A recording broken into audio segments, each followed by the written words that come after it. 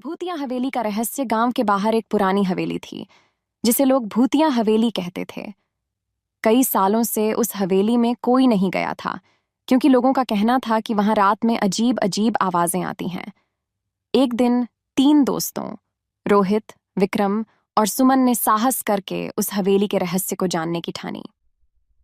रात के समय टॉर्च और कैमरा लेकर वे हवेली में घुस गए। हवेली के अंदर का माहौल डरावना था। पुरानी दीवारों पर अजीब निशान थे और हर कोने से धूल उड़ रही थी। जैसे ही वे आगे बढ़े, उन्होंने एक कमरे से किसी के रोने की आवाज सुनी। सुमन ने डरते हुए कहा, शायद ये हमारी कल्पना है।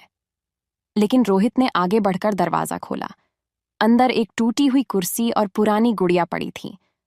तभी वह गुड़िया अपने आप हिलने लगी। तीनों घबरा गए और भागने लगे, लेकिन दरवाजा बंद हो चुका था। तभी एक बूढ़ी औरत की आवाज आई, तुम यहां क्यों आए हो? अचानक सामने एक धुंधली आकृति प्रकट हुई।